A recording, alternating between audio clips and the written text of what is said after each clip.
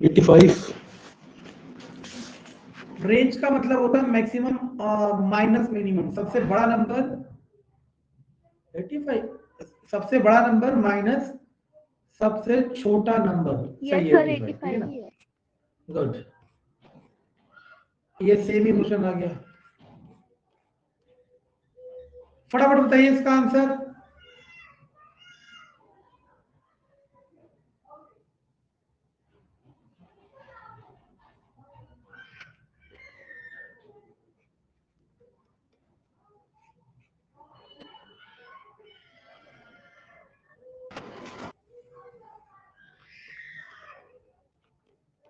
देखो सर हाँ, अगर चाहो तो समझ के भी कर सकते हो, चाहो फॉर्मूले से भी कर सकते हो। समझना कैसे है, क्लास विड्थ मतलब जो गैप है वो 6 का है। इसमें मिड वैल्यू मतलब बीच वाली वैल्यू 10 है। 6 का गैप है तो इधर भी 3 होंगे और इधर भी 3 होंगे। 3 जोड़ोगे तो 13, 3 घटाओगे तो 7। ये हो गया लोअर लिमिट, ये हो गया अपर लिमिट। इसका मार्केट में फॉर्मूले से कराया जा रहा है, लेकिन मेरे हिसाब से समझना सबसे आसान तरीका है। पेपर में इस टाइप का क्वेश्चन आएगा अगर आया तो ठीक है ना, एकेडमिक वाला नहीं आएगा। फटाफट इसका आंसर बताइए।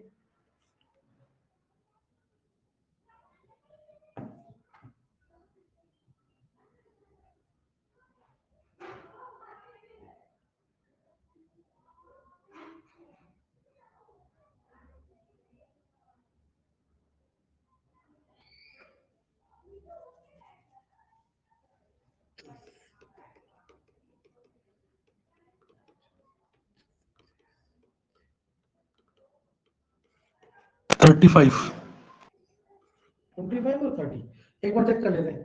उसने कहा 5-5 का गैप है और ऐसे 5 कॉन्टिन्यूस ऑब्जर्वेशन है। और कहां से स्टार्ट हो रहे हैं? 10 से स्टार्ट हो रहे हैं। तो 10 से 15 एक ऑब्जर्वेशन, 15 से 20 दूसरा ऑब्जर्वेशन, 20 से 25 तीसरा ऑब्जर्वेशन, 25 से 30 चौथा ऑब्जर्वेशन, 30 से 35 पांचवा ऑब्जर्वेशन। 5 ऑब्जर्वेशन हो गए। The lower class limit of the highest class का लोअर दैट इज 30। हाँ लोअर क्लास 30 सर, अपर। अब पेपर में जो मेरे हिसाब से क्वेश्चन अगर आया तो वो नंबर की बजाय वेरिएबल में आएगा। जैसे ये है, ये कई बच्चों को समझ ही नहीं आता और मुश्किल हो जाता है, ठीक है ना। तो चलो ये वाला क्वेश्चन बताओ फटाफट।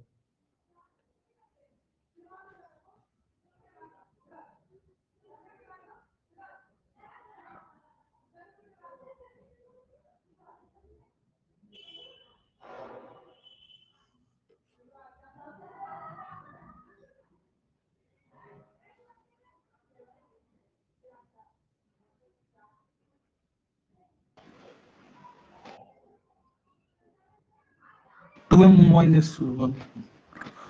Good, 2m minus 1। तो देखो उसने कहा लोअर लिमिट है 1 और बीच वाली वैल्यू है m, जिसे हम क्लास मार्क नाम देते थे। अपर लिमिट पूछ रहा है तो क्लास मार्क का फॉर्मूला क्या था? Class mark equal to upper plus lower divided by 2। Class mark कितना दे रखा है?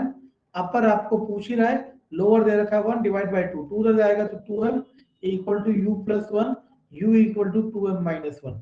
आंसर याद भी कर रहे हैं कई बच्चे, लेकिन मुझे याद करना सही सजेशन नहीं लगता, क्योंकि वो नंबर बदल जाएंगे, ठीक है ना। किसी को डाउट है इसमें?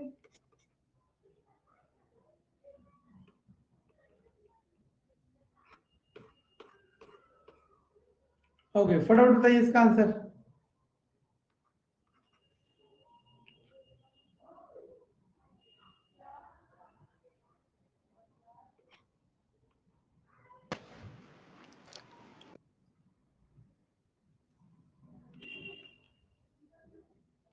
ओ सॉरी, ये क्या कर दिया? क्लास मार्क 15 है ना, 30 चाहिए मुझे।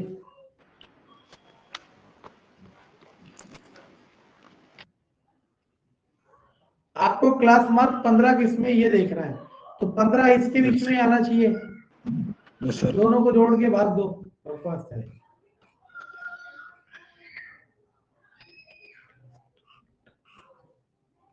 देखो ये मैंने आपको बताया था 10 से 20, 20 से 30। क्लास 8 में ही बता दिया था कि अगर इस वाले गैप को लोगे तो इसमें अपर लिमिट काउंट नहीं होगी। समझ आ रहा है ना? Yes sir, B option. तो ऑप्शन नंबर बी। किसी को डाउट है? No sir. मैं यही सिखाता हूँ कि ना कंटेंट एक बार अच्छे से पढ़ लो, क्वेश्चन कई बना है मैंने, अभी स्क्रीनशॉट लिया, अभी पीडीएफ, मुझे थोड़ा पता था क्या दे रखा है, ये वाला कर लेना, ठीक है, गिनना है बस, ठीक, ये भी गिनना है, काउंट करना है, ये भी कर लेना।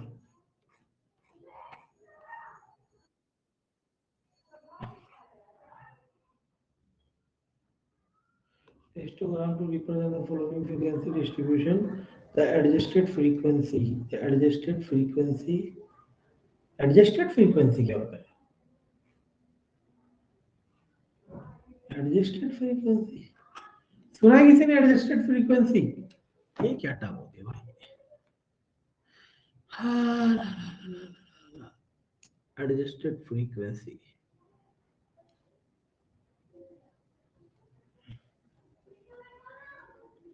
किसी ने सुना है कभी एडजस्टेड फ्रीक्वेंसी? तो बताइए। No sir.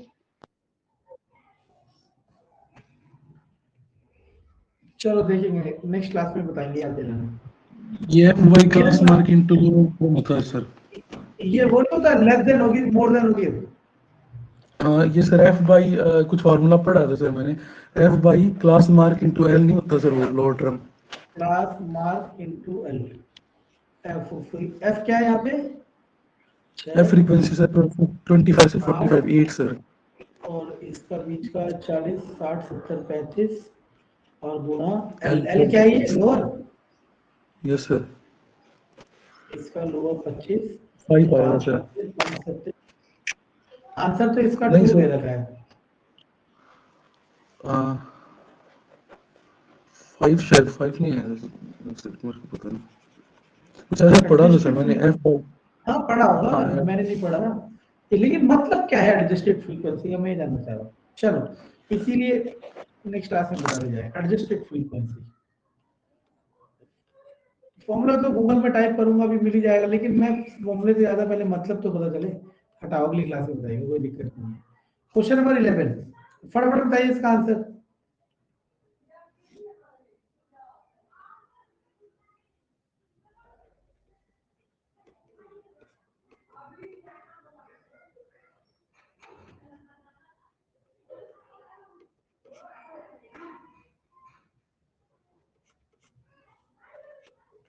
थर्टी एट होगा सर।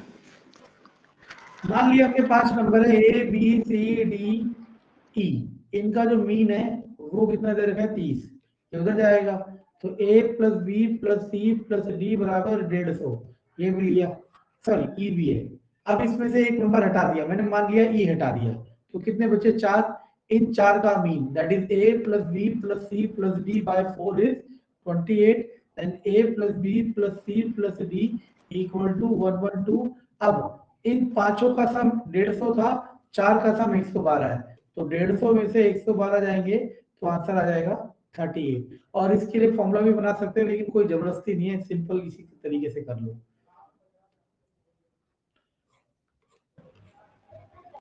वही क्वेश्चन दोबारा, इस तरह के क्वेश्चन आने के चांसेस बहुत होते हैं अच्छे एग्जाम में। देखो क्या कह रहा है, x by the mean of the observation x1 the value of इतना। देखो अब इसको समझाता हूं, पहले आंसर तो मुझे पता ही है, देखो समझने की कोशिश करो। 2 4 6 5 11 11 11 11 11 और 1 12, मैं इसका मीन निकालता हूँ। मीन डेविएशन का तो नहीं है सर? हाँ सुनो तो, उसके बिना कराएंगे ना, क्योंकि वो तो 9 10 का सिलेबस ही नहीं है। मीन हो गया x बार, ठीक है, कैसे निकलेगा? 12/4 दैट इज 3 आ गया। अब ये क्या कह रहा है, हर नंबर में से मीन को सब्ट्रैक्ट करो। 2 में से 3 जाएगा, 2 में से 3 जाएगा -1, 4 में से 3 जाएगा माइनस, सॉरी 4 में से 3 जाएगा +1, 5 में से 3 जाएगा 2, इसमें से 3 जाएगा -2। ये आ गए नए नंबर, ठीक है ना, ये नए नंबर आ गए। अब इन नए नंबर्स का क्या करना है? एडिशन करना है, सबको ऐड करोगे तो क्या आएगा? 0।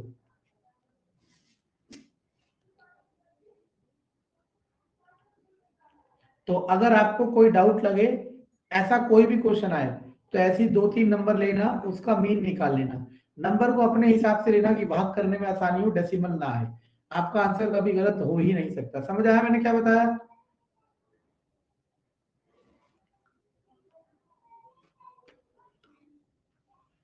फटाफट बताओ,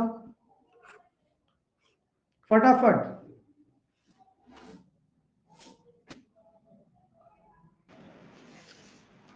इंक्रीज बाय 5 होगा सर। किसी को डाउट है? No sir. पेपर में इस तरह के क्वेश्चन आएंगे, एकेडमिक वाले नहीं आएंगे। तो आप चाहो तो एक्सरसाइज 14.1, 14.2, 14.3 स्किप कर सकते हो। 14.4 करना, डायरेक्ट ही नहीं करना। फटाफट इसे बताओ। वाई बार है, Y bar is the mean of इतना, and Z is Z bar. Z bar है कि जेड है? Z is the mean of इतना इतना इतना इतना इतना इतना इतना।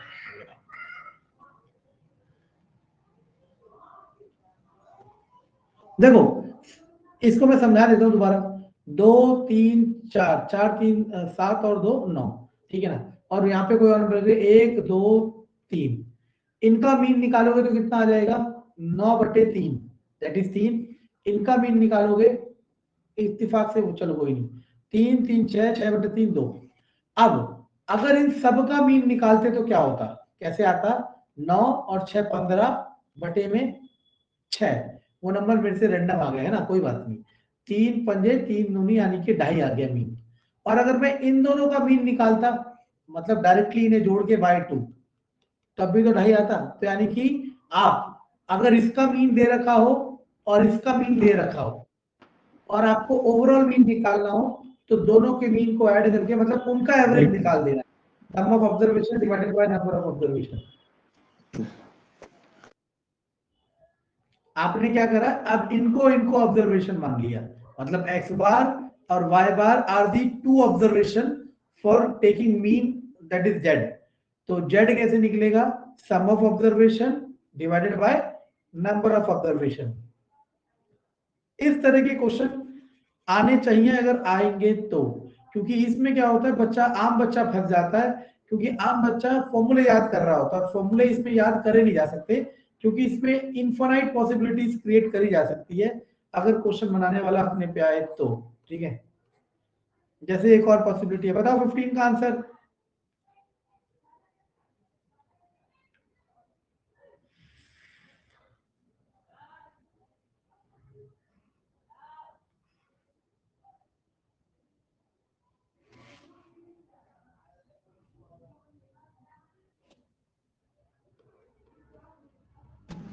a plus 1 by a into x answer option है।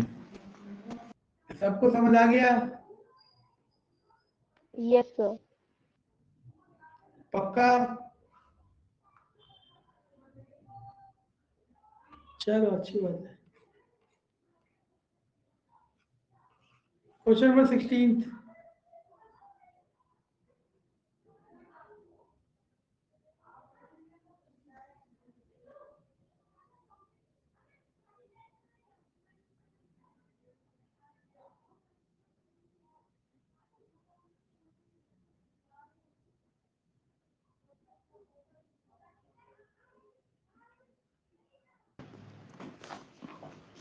ऑप्शन ए होगा सर, 2 ए होगा सी होगा? सी होगा सर, सी होगा।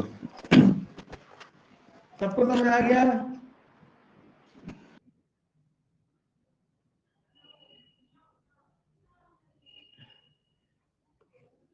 चलो अच्छी बात है। सर हाँ फिर से बता दीजिए एक बार। ओके, देखो मान लो एक चीज समझना, मीन का फॉर्मूला क्या था? Sum of observation divided by number of observation. अगर मैं इस फॉर्मूले को इस तरीके से भी लिख सकता हूं कि sum of observation can be written as number of observation multiply X bar. यानी कि आपको सम ऑफ ऑब्जर्वेशन इस तरीके से निकल सकता है n इंटू एक्स बार से। तो बस एक्स बार मीन है n1 के लिए, तो इन ऑब्जर्वेशन का सम कितना होगा? x1 bar into n1। इन ऑब्जर्वेशन का सम कितना होगा? x2 bar into n2। Similarly x3 bar into n3। ये सारी ऑब्जर्वेशन इस तरीके से आ जाएगी। तो इन सब का सम कैसे निकलेगा? Summation of xi bar ni, और i की जगह 1 रखोगे, 2 रखोगे, 3 रखोगे, वो आता जाएगा। नीचे मीन के फॉर्मूले में नीचे नंबर ऑफ ऑब्जर्वेशन भी तो होता है, और पहले ग्रुप ऑफ नंबर्स का नंबर ऑफ ऑब्जर्वेशन कितना था n1, दूसरे का n2, तीसरे का n3। मतलब डिनोमिनेटर में आपको किस किस को जोड़ना है? n1 को, n2 को, n3 को, सो ऑन n को। और इसे जोड़ने का क्या तरीका होता है? Summation of ni।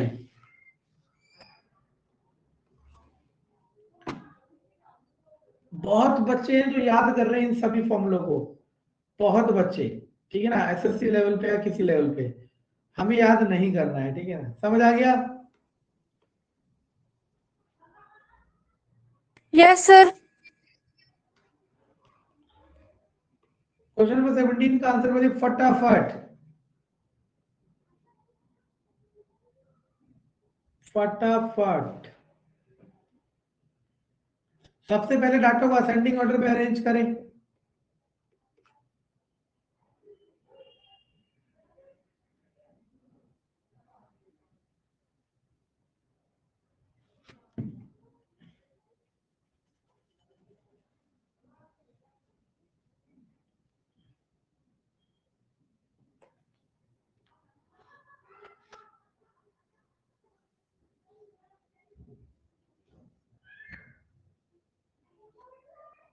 $54।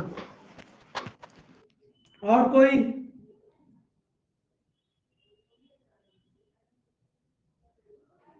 $54 है sir. Okay good. Ascending order में अरेंज करना है। 1 2 3 4 5 6 7 8 9 10, 10 है। तो आपको क्या करना है? बीच वाली दो वैल्यू जो आएगी उनको ऐड करके डिवाइडेड बाय 2 कर देना है।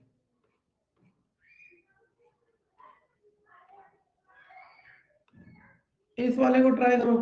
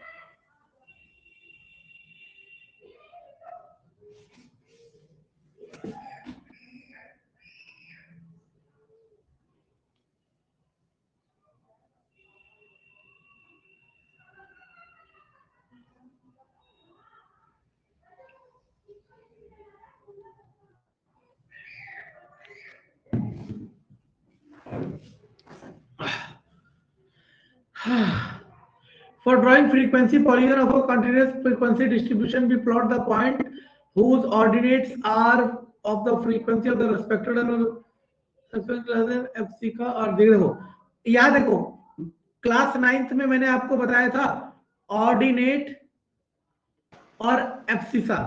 ऑर्डिनेट कहते हैं वाई एक्सिस को, एब्सिसा कहते हैं एक्स एक्सिस को।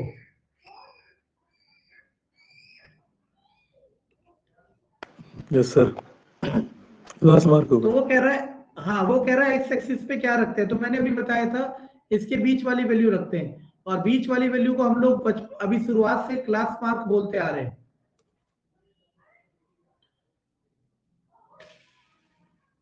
क्लियर है? Yes yes sir. Sir.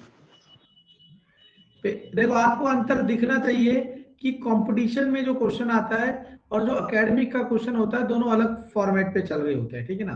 Competition में आपका कैलकुलेशन नहीं होता और लेकिन कंसेप्ट होता है, और एकेडमिक में कंसेप्ट प्लस कैलकुलेशन दोनों होता है, ठीक है। चलो हटाओ।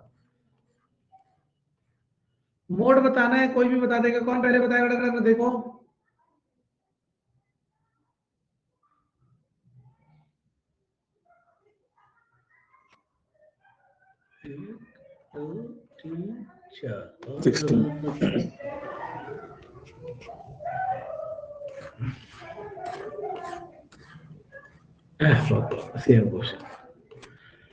ठीक है। तो एक और है, ओके। क्वेश्चन नंबर 20 का आंसर देखो, नोट कर लेगा। अगर आप लोग चाहते हो ऑन योर विश, मेरे पे एवरेज के भी क्वेश्चन है बहुत सारे, मैं आपको 20-30 क्वेश्चन एवरेज के भेज सकता हूं अगर आप लोग चाहते हो तो, क्योंकि मैथमेटिक्स में एवरेज और मीन सेम होता है, और ये जो क्वेश्चन है वो एसएससी लेवल की है। लेकिन मैं बार बार कह रहा हूं, ये जो आप कर रहे हो ये अपनी क्षमता के हिसाब से करना। मान लो आपकी क्षमता नहीं है इतना करने की, और आप वहीं तक करो 8th तक, क्योंकि हो सकता है वहीं तक आए, और क्षमता है तो फिर आगे तक ले जाना है। Sir, 26. Mean of 25 observation is 26. Out of these observation, the mean of first 13 observation, तो पहले 25 गुणा 26 625 और 650 तो ये हो गया, ठीक है ना।